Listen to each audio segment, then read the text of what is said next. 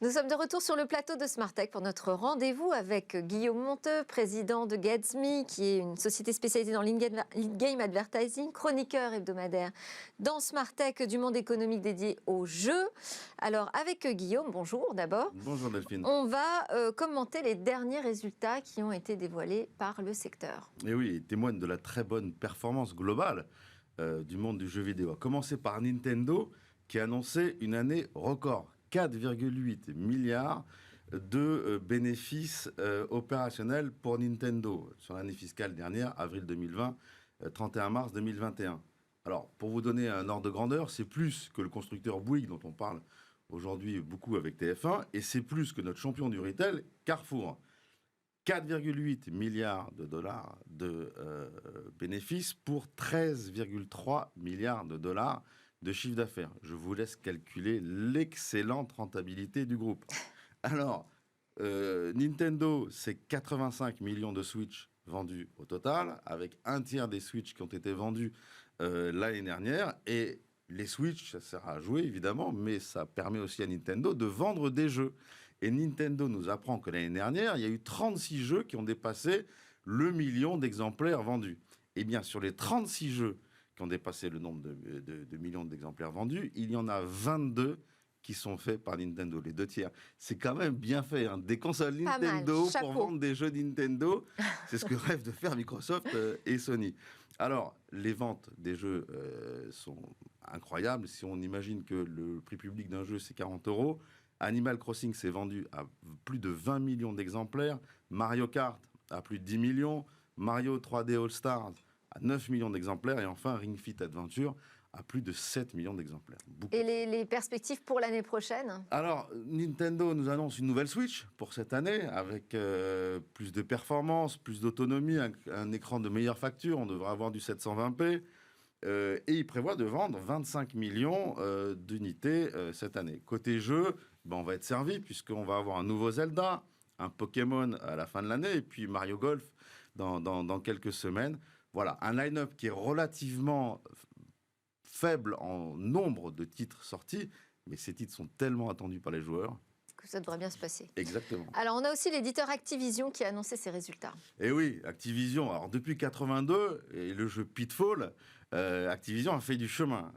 D'ailleurs, on se rappelle que Activision a fusionné avec la société Blizzard en 2008 pour former aujourd'hui un groupe dont la capitalisation boursière, c'est 72 milliards de dollars, qui s'appelle Activision Blizzard. Alors, Activision Blizzard, aujourd'hui, c'est Call of Duty, World of Warcraft, Overwatch, Diablo, mais c'est aussi donc des jeux consoles, mais c'est aussi des jeux mobiles, puisque en novembre 2015, Activision a racheté pour 6 milliards de dollars la société King, spécialisée dans le jeu mobile. Et King, donc, c'est l'éditeur de Candy Crush. Absolument. King, c'est Candy Crush, et j'imagine que vous êtes une des 258 millions d'utilisateurs actifs de Candy Crush, la franchise la plus importante. Vous êtes pas bon, ben voilà. Il y a quand même 258 millions de personnes aujourd'hui encore qui jouent activement à Candy Crush, ce qui fait que la franchise est la franchise la plus forte, notamment aux États-Unis. Donc Activision, mais c'est aussi Guitar Hero, c'est aussi Tony Hawk, c'est aussi Crash Bandicoot, des résultats exceptionnels, 6,7 milliards d'euros de chiffre d'affaires l'année dernière et 1,8 milliard d'euros de bénéfices nets, une année record. Les chiffres d'ailleurs de King sont détaillés dans les communiqués d'Activision. King qui fait 500 millions d'euros de chiffre d'affaires et un bénéfice opérationnel de 168 millions d'euros exceptionnels. À noter que 70% du chiffre d'affaires de Activision est considéré comme étant du chiffre d'affaires récurrent, puisque lié aux abonnements et aux achats in-app. Donc là aussi, de très bon augure pour les années à venir. Alors, autres résultats que nous avons vu tomber, ce sont ceux de l'éditeur Capcom. Capcom, développeur-éditeur japonais, mythique, puisqu'on connaît tous les jeux d'arcade. Capcom, qui n'a pas joué à Ghouls and Ghosts ou à Street Fighter 2. Capcom, c'est aussi des cartons sur les jeux de console DS mobile, avec notamment Ace Attorney.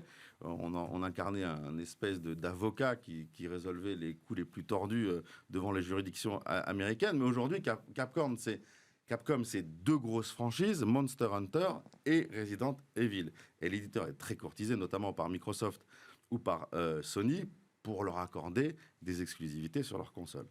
pas étonnant que les résultats de Capcom soient là aussi très très bons. 719 millions d'euros de chiffre d'affaires, 188 millions d'euros de bénéfices nets. Donc, et on imagine que la sortie en ce moment même de Monster Hunter Rise sur Switch et de Resident Evil Village, même s'il fait moins peur, et c'est dommage que ses prédécesseurs, augure de très très bons résultats pour Vous aimez Capcom avoir en 2021. peur, vous, Guillaume. Alors, on passe au français Ubisoft. Ubisoft, c'est beaucoup plus gros que Capcom, c'est moins gros qu'Activision Blizzard. Un carton aussi pour Ubisoft cette année, et pourtant Ubisoft se fait sanctionner par la bourse depuis un an. Regardez ce graphique. Le titre perd plus de 40% en un an, alors que les résultats n'ont jamais été aussi bons. Alors certes, les marchés attendaient encore de meilleurs résultats. Certes, il y a eu un certain nombre d'enquêtes qui ont donné lieu d'ailleurs à un certain nombre de départs au sein d'Ubisoft, mais le titre est très attaqué et de manière très sévère, en tout cas à mon goût. D'autant plus sévère qu'Ubisoft annonce un chiffre d'affaires de 2,2 milliards d'euros pour un bénéfice opérationnel record de 289 millions d'euros. Les franchises d'Ubisoft sont énormes, Just Dance, Assassin's Creed, Rainbow Six, qui leur permet d'avoir plus qu'un pied dans le monde de l'e-sport, Far Cry, For Honor, les lapins crétins, bon voilà, et même The Division, dont le business model va complètement changer. C'est une nouveauté pour Ubisoft pour se calquer sur le business model de Fortnite. Voilà, donc autant d'éléments qui montrent qu'Ubisoft avance. Ubisoft a aussi détaillé le chiffre d'affaires par plateforme, et on apprend que leur chiffre d'affaires se fait à 33% sur PlayStation, 22% sur PC et 21% sur Xbox, ce qui est intéressant. Et le split de leur chiffre d'affaires par géographie, c'est 60% aux États-Unis, 36% en Europe. Là aussi, on voit que Tencent, qui est actionnaire d'Ubisoft, a un potentiel énorme pour Ubisoft, puisqu'il pourra leur permettre, dans le futur, j'imagine et j'espère, de leur ouvrir les portes du pays du soleil levant. Merci Guillaume Monteux, président de Gatsby, pour ces premiers chiffres que vous nous aidez à décrypter. À suivre, c'est la découverte d'une prouesse dans le domaine des semi-conducteurs avec une finesse de gravure jamais atteinte.